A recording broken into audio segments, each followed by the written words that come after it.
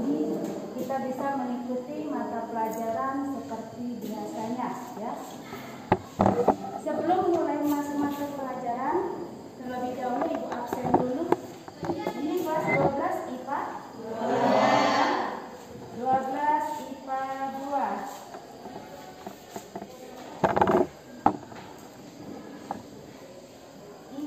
Infantiwari, Hafiz, Melisa, Meta Mulia, Muhammad Ariski, Hadir.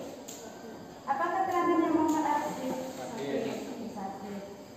Kemudian Lutiara Indah Sagita, Febriansa, Putri Zahra Sepa, Ragil Apriansa, Reni Listiana, Rizky Fibri, Cynthia, Jijin, Sony Kurniawan, sakit, Tina Aprina, Usman, Wahyudi, Widiana. Baiklah, sekarang kita masuk ke materi tentang unsur kebahasaan dalam surat lamaran pekerjaan. Sebelum kita bahas unsur kebahasaan dalam surat lamaran pekerjaan, ya, terlebih dahulu ada baiknya kita ulangi dulu materi kita pertemuan minggu kemarin. Surat lamaran, apa itu namanya surat lamaran pekerjaan? Apa? Surat lamaran pekerjaan merupakan jenis surat pribadi yang bersifat resmi. Surat lamaran pekerjaan digunakan untuk melamar kerja Ya. Kepada kantor, perusahaan, dan instansi lainnya. Iya. Yang di belakang? Surat lamaran pekerjaan merupakan jenis surat pribadi bersifat resmi yang diajukan kepada perusahaan, kantor, dan instansi tertentu. Iya, itu yang namanya surat lamaran pekerjaan. Jadi yang namanya surat lamaran pekerjaan intinya surat yang digunakan untuk melamar pekerjaan, ya, baik pada sebuah perusahaan atau instansi yang khususnya membutuhkan tenaga kerja, ya. Nah, sekarang kita bahas apa sih tujuan dari materi mempelajari, mengidentifikasi isi dan struktur surat lamaran pekerjaan. Tujuannya tidak lain yaitu melalui pendekatan saintifik dengan menggunakan model pembelajaran discovery learning, peserta didik dapat mengidentifikasi unsur kebahasaan surat lamaran pekerjaan serta terampil menyusun surat lamaran pekerjaan dengan memperhatikan isi, sistematika, dan kebahasaan dengan kerjasama mandiri dan komunikatif selama proses pembelajaran. Itu tujuan dari materi kita pada pagi hari ini. Ya. Sekarang kita masuk ke materi. Ini lagi surat lamaran pekerjaan. Ya, kelihatan yang di belakang? Bahasa, kita lihat di situ bahasa memegang peranan yang sangat penting dalam menulis surat. Tidak terkecuali pada lamaran pekerjaan. Oleh karena itu bahasa perlu mendapat perhatian besar ketika seseorang menuliskannya. Penggunaan bahasanya harus lebih tertib dibandingkan dengan jenis surat lainnya, baik itu dalam hal penyusunan alinea dan kalimat, pemilihan kata maupun penggunaan ejaan dan tanda baca. Itu yang namanya unsur bahasa dalam surat lamaran pekerjaan, ya. Sekarang, ya, berdasarkan dari penggunaan bahasa, tentu yang namanya surat itu bisa digolongkan menjadi dua bagian. Ada yang namanya surat bersifat resmi.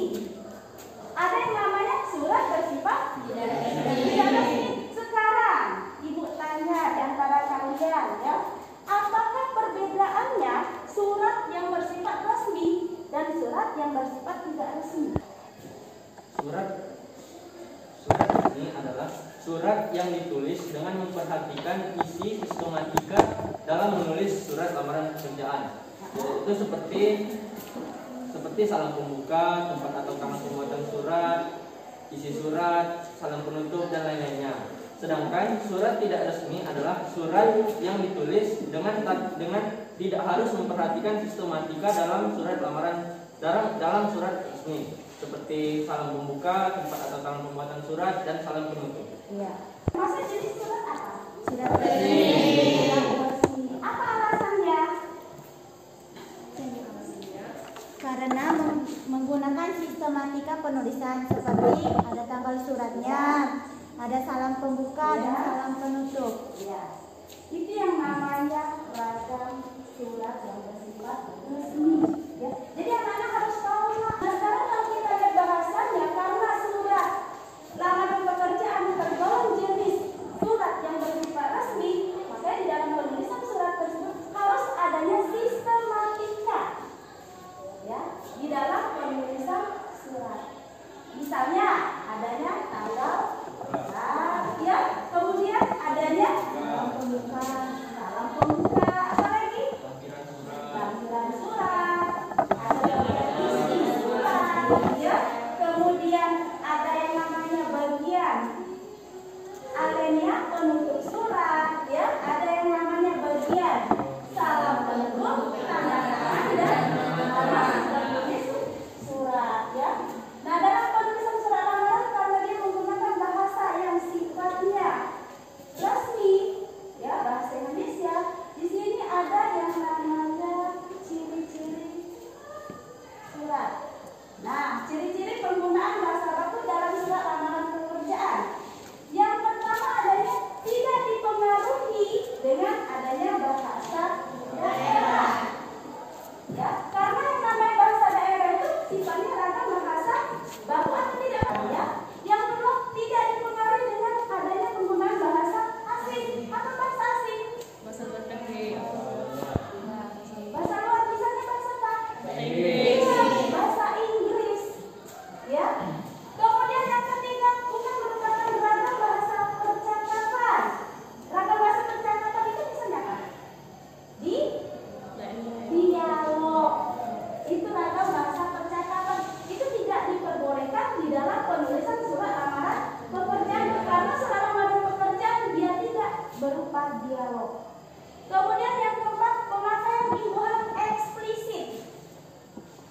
Eksplisit di sini artinya imbuhan yang maknanya jelas, ya, mudah dipahami, yang namanya eksplisit. Kemudian yang kelima, unsur kalimatnya lengkap. Yang kalimat termasuk kalimat lengkap itu apa saja? Adanya apa? Subjek, predikat, adanya unsur kalimat yang sifatnya lengkap. Ada subjek, predikat, objek, keterangan. Boleh ada, boleh tidak ada. Ya.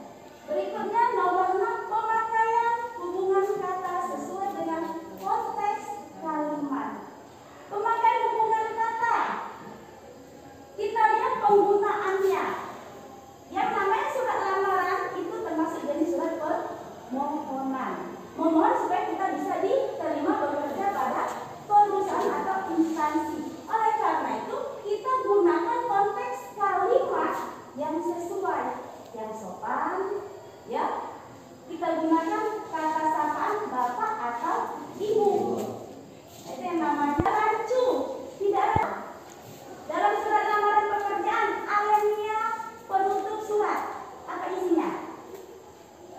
Demikian. Permohonan saya, besar harapan saya untuk dapat diterima menjadi bagian dari perusahaan yang bapak atau ibu pimpin. Iya.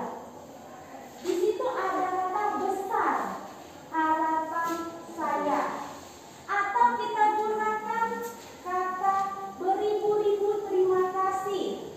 Ya, banyak-banyak terima kasih atas perhatian Bapak. Saya ucapkan beribu-ribu terima kasih. Kata beribu-ribu itu yang namanya kreonisme, berlebihan.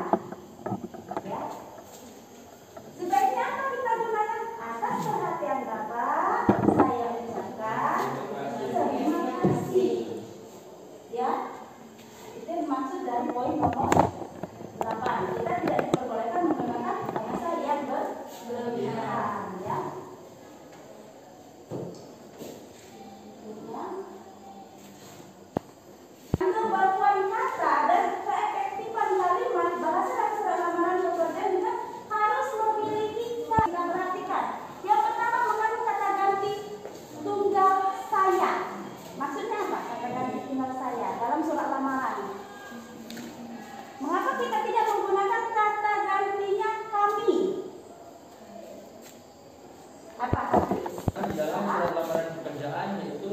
merupakan surat yang bersifat pribadi. Iya. Bukan Iya, sifatnya pribadi. Dia tidak bersifat kelompok, hanya untuk satu orang. Ya, oleh karena itu kita harus menggunakan kata ganti, yaitu kata saya, bukan kami. Karena kami itu maknanya lebih dari satu. satu. Kemudian yang kedua menggunakan kata sapaan orang kedua sebagai bentuk penghormatan. Misalnya apa? Kata ganti orang kedua, bentuk kata penghormatan.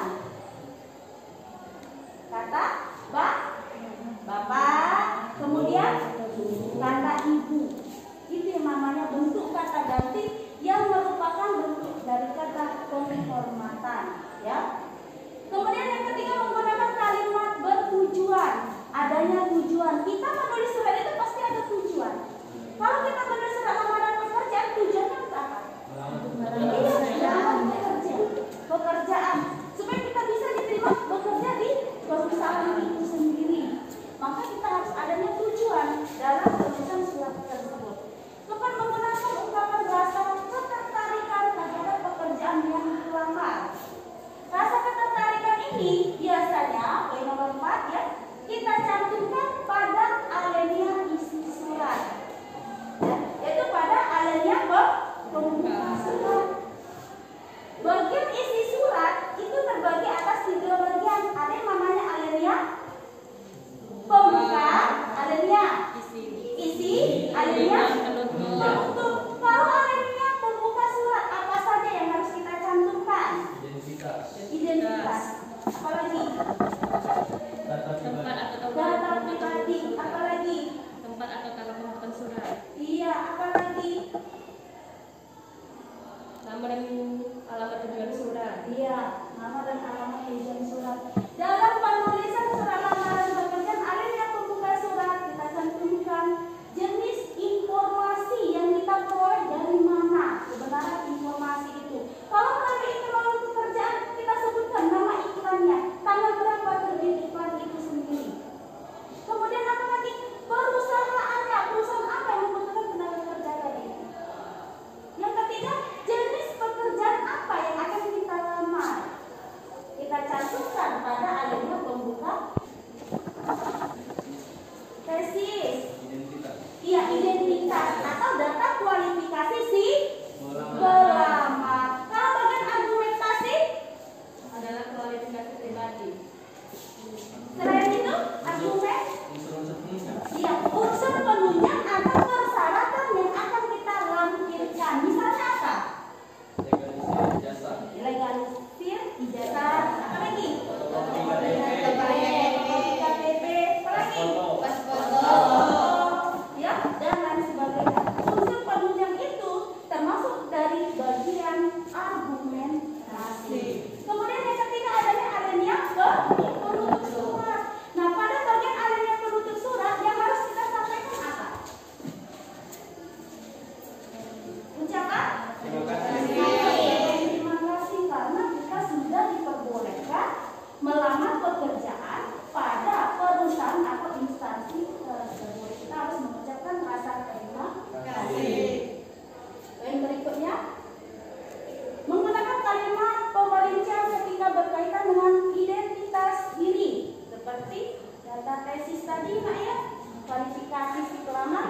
Yang kedua menggunakan kalimat persuasif berupa pengharapan dan ucapan terima kasih. Poin nomor 6 ini termasuk pada alinea penutup surat. Sampai di sini sudah jelas? Ada yang mau ditanyakan? Apa hati? Mengapa di setiap surat lamaran pekerjaan si pelamar pekerjaan selalu menulis data pribadinya atau identitas? Iya.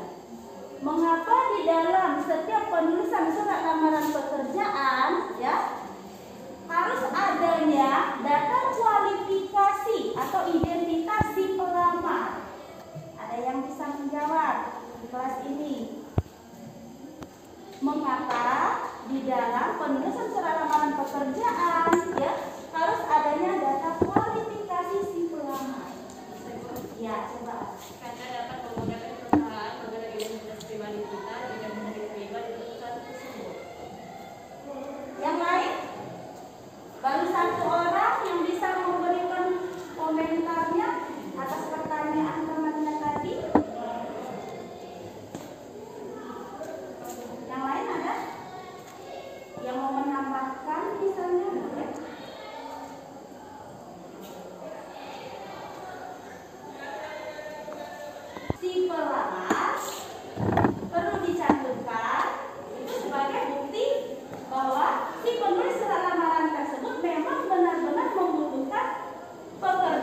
lapangan itu sendiri, ya.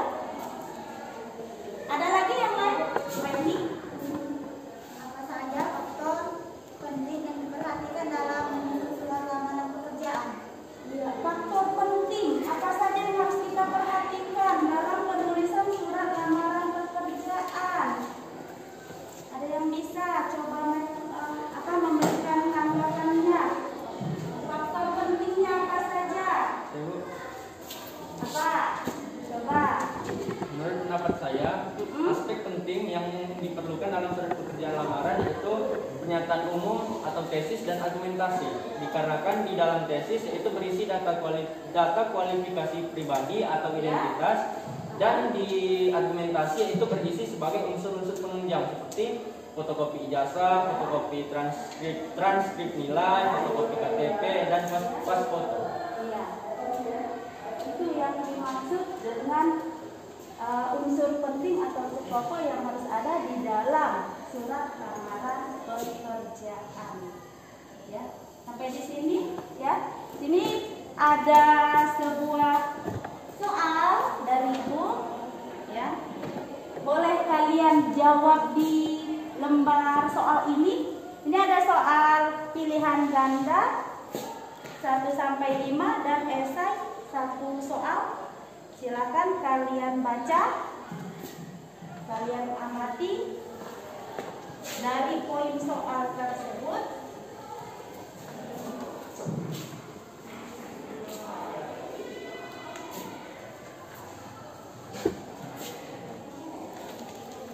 Boleh ditulis nama, Nak, di bagian atas nama dengan kelas.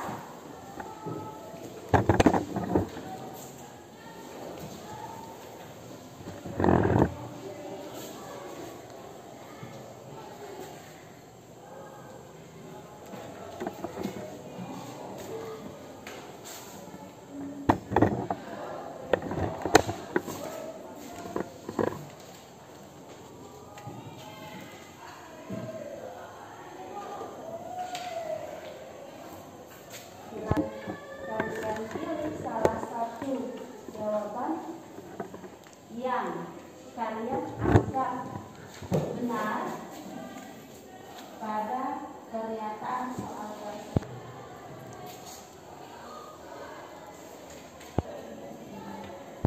Iya.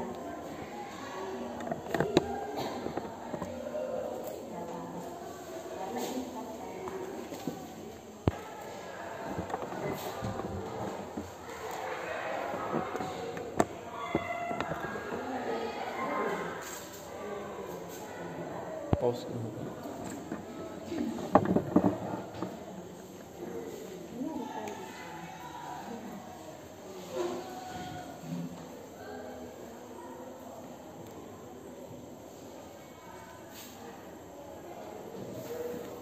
Selesai.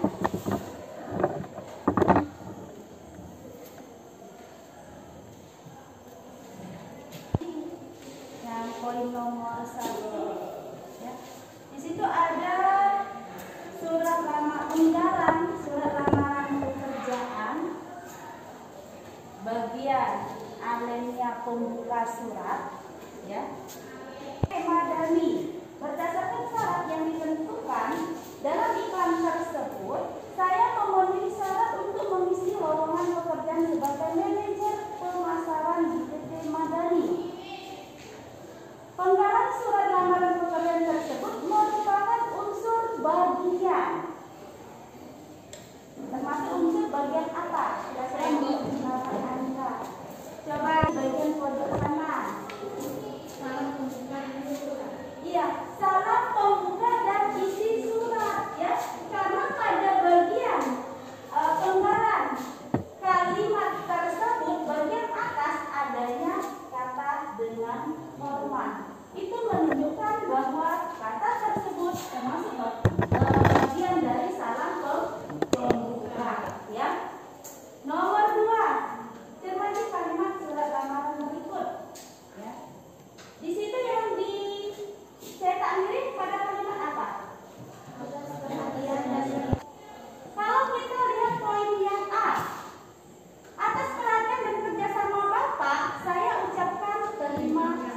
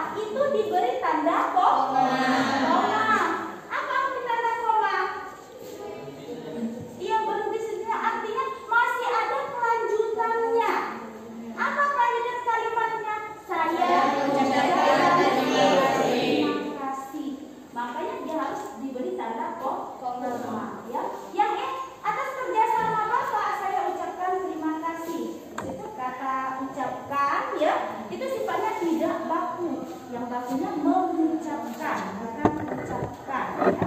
Haturkan itu baku atau tidak baku? Haturkan tidak baku. Ya, dia adanya pengaruh penggunaan bahasa daerah. Ya, sehingga kalimat itu sendiri tidak bersifat baku. Nomor 3. Perhatikan alamat surat berikut. Kalau kita lihat di situ, kepada yang terhormat Direktur PT Besi Mulia Jalan Angkasa Baru nomor 50 Jakarta, terbitkan penulisan alamat surat yang tepat. Kalau penulisan alamat surat, kita ada berapa bagian? 2 kan? Alamat surat. Ada yang namanya alamat dalam surat, ada yang enggak bagian alamat luar surat. Kalau alamat dalam surat, apa bedanya dengan alamat luar surat? Apa bedanya? Kalau alamat luar dia menggunakan kata kepada yang terhormat, PT apa misalnya, jalan apa. Ini alamat luar. Sedangkan kalau kata yang terhormat, dia langsung PT apa, jalan apa.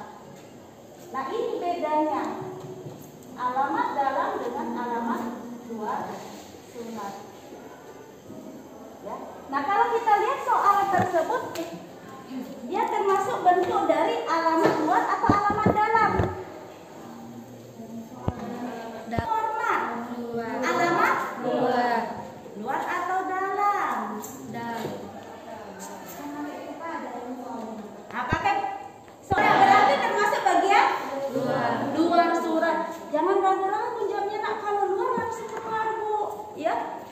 Jadi termasuk jenis alamat luar surat. Nah, perbaikannya mana yang benar? Yang E.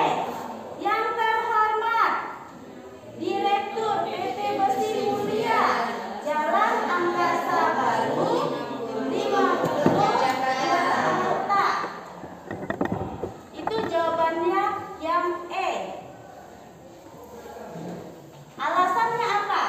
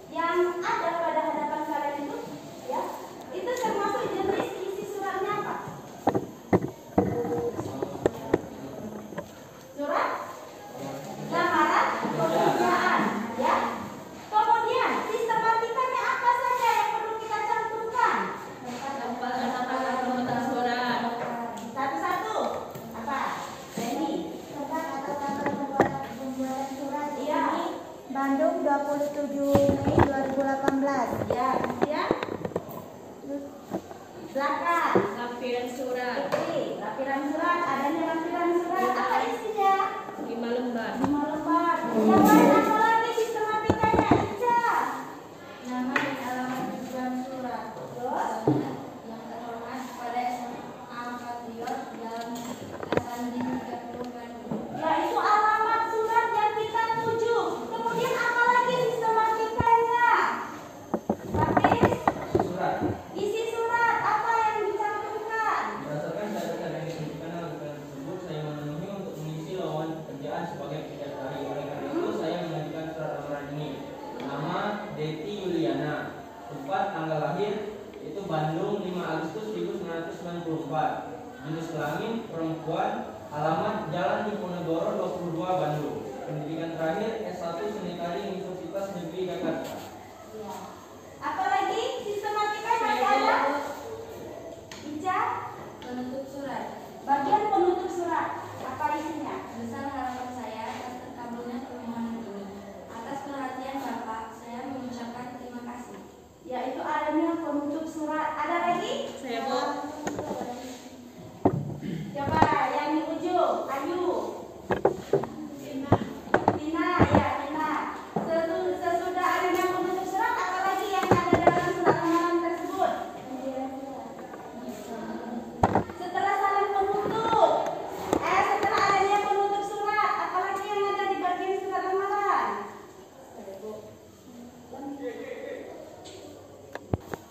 Hormat saya. Ya, hormat saya itu termasuk bagian. Iya, salam penutup surat lamaran pekerjaan. Masih ada lagi?